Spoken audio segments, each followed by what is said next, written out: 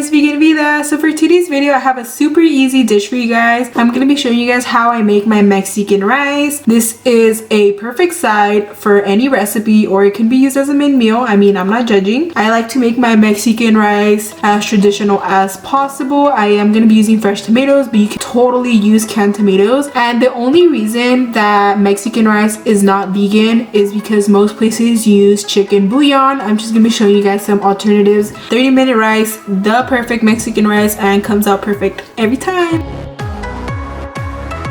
Okay guys, so for this recipe you're gonna need 3 Roma tomatoes alongside 1/4 of a large onion and 2 raw garlic cloves. And I wanted to mention how traditional Mexican rice is made with chicken bouillon. So today I'm gonna be showing you 3 different alternatives you can choose from. The first one being the vegetable base by Better Than Bouillon. It's not necessarily chicken flavored, but it works really well as an alternative and it's easier to find and more accessible. I'll link it down below if you can't find it at your local store. The second option is also by Better Than Bouillon, but it is actually chicken flavored but vegan. It is rather hard to find though. Even myself, I find it only like at Whole Foods every once in a while, so I don't really rely on it, but I'll link it down below because I'm sure you can purchase it online as well. My third favorite is powder form. Actually, it is by Orrington Farms. It is vegan as well and I absolutely love this one. I've been using this one since like the beginning of my vegan journey. I usually buy it in bulk online or at my local store. I'll link that one down below as well, but for this video I decided to use 2 of them to get a really delicious savory flavor. And to be honest with you, I didn't use the last like Better Than Bouillon chicken one because I was completely out anyway, and like I said, it's hard to find, so I'd rather show you guys how I use the other 2. So now that we discussed all the ingredients, I'm gonna be throwing everything into my trusty little Vitamix. I took my 3 tomatoes and just sliced them in half so that way I don't strain my blender. I suggest you do so as well. Everything just gets pureed a little bit better. And I just threw all my ingredients right in, all those 3 tomatoes,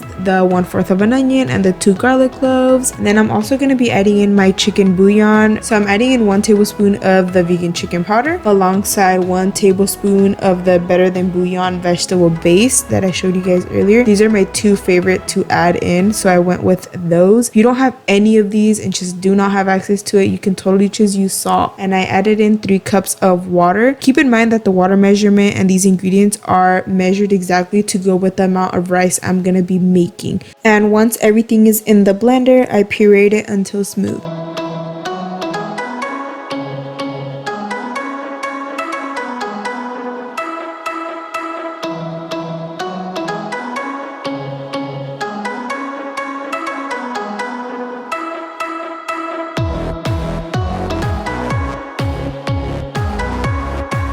I blended my tomato sauce on high for like a minute or 2, and this is what it looks like all blended up, and now it's ready to be used in our Mexican rice. Okay guys, so to a non-stick pan on high heat, I added in 3 tablespoons of some vegetable oil, and I tossed in 1.5 cups of some jasmine rice, because the key to Mexican rice is frying your rice. So what you're gonna do here in order to get it a really dark golden brown color, you're gonna continuously stir this for 5 minutes. Do not leave the stove whatsoever. I promise you it's worth it. Just continue to brown it. So this is what it should look like in the halfway mark. As you can see, it is a little bit yellow but not quite there. Keep your eyes on it the entire time, and this is what it should look like after like the 5-minute mark. It is a really dark golden brown color, and this is what we're looking for. So once you have achieved this beautiful color, you're gonna add in the homemade tomato sauce. Be careful because it will splatter, and just give the rice a little stir right here to make sure everything gets mixed in well. And what we're gonna do here is turn it up all the way to 6. Make sure it is on 6. You're gonna want to bring this to a super hot boil. Okay, so now my rice has been boiling for like 5 minutes, and as you can notice, the liquid has actually started to evaporate a little bit.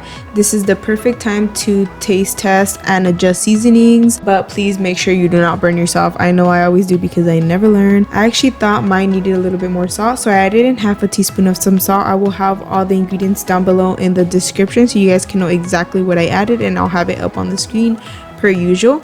Now I'm just gonna stir that right in, and with my little spatula I'm just scraping up the sides of the pan to make sure everything is right in there. So now I'm reducing the rice to a simmer on low heat, and I'm gonna be cooking this covered for 16 minutes. I did set a timer on my phone because I promise you it's 16 minutes, no more, no less. It will be perfect every single time. Do not open or lift up the lid at all whatsoever. Just let it vibe on the side on its own. I reduced it to a 3. It was originally at a 6. And now after those 16 minutes are over, I just turned it off and you can open it now. Yeah, I know we've been dying to open it, and I like to take my little spatula and just make sure there's no water and it's completely dried out, and it definitely was. And as you can see, there is a lot of tomato like foam that rose up. This is normal. This is because we used natural tomatoes and it just doesn't blend all that well as canned tomatoes would. And what you want to do here is just fluff it up with a spatula, or you can use a fork, but I also don't recommend that because it will scratch the bottom of your pans. Just make sure you just do this carefully without breaking any rice. And now you can just serve this up on a plate to your liking. You can serve it up in burritos. You can serve this up with some refried beans. However you like it, this rice makes the perfect side for a main dish. Guys, this was super highly requested and I hope you guys really enjoyed this recipe. My next recipe will be another easy one. This is another part of my series of 30-minute meals or 30-minute recipes. So thank you guys so much for watching, and thank you guys so much for all the support. Bye!